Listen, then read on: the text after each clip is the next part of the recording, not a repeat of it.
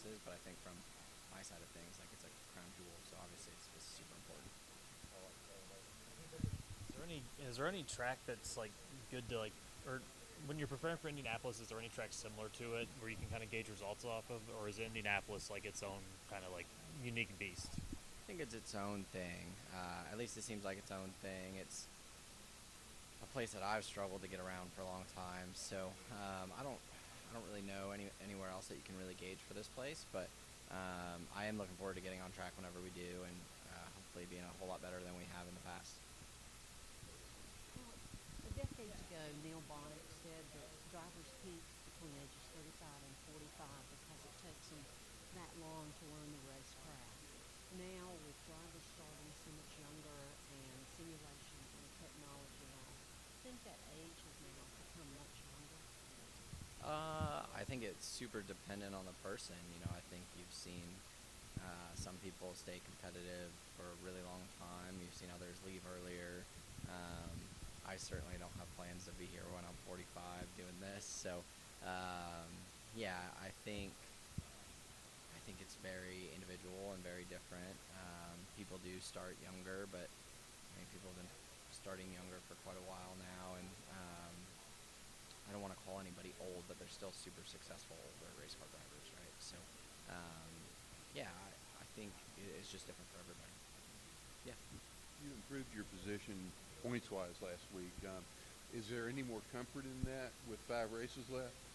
No, not really.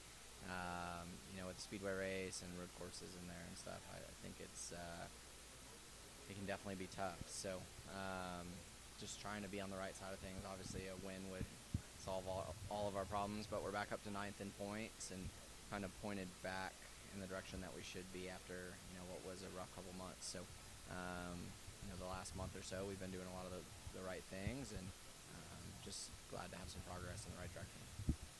On that. We saw a lot of gambling and risk taking last year, given how the cautions fell in the final stage. Is that you guys are in a position to get out front? Is that something that you're willing to take that risk, or if you guys are in line for a top 10, you just take that and kind of stay in line? I'm glad that's Blake's call, not mine, right? That's a hard call to make. So,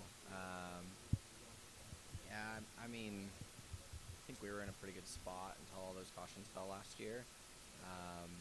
It's hard to predict that stuff, but I do think last year it opened itself up to a lot of opportunity. Could do the same this year, or it could just go green and the fastest guy wins. So, not that the fastest guy didn't still end up winning last year, but one guy could pass and 40 of us couldn't. So, yeah, it's a tough place, but definitely some opportunity.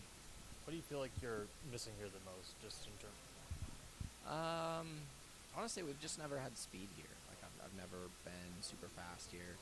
Last year in the race, I think we had decent pace, and we had a pretty good day going until the late cautions, and then when we got stuffed way back in the field, like, I just didn't have the ability to pass that Kyle had, and I got completely stuck and couldn't go anywhere. So figuring that out is kind of the goal. My Place Hotels is proud to be the official hotel partner of Front Stretch. With plush beds, in-room kitchens, and pet-friendly hotels, My Place makes for the perfect pit stop when traveling. Front Stretch fans can use promo code FRONTSTRETCH to save 10% on your stay at any of our nationwide properties. Sign up for our Stay Rewarded program to get even more savings. With My Place Hotels, don't just stay rewarded. Jared Haas with FrenchStretch.com. Come back more for some great racing video content. And if you like us, don't forget to hit that subscribe button.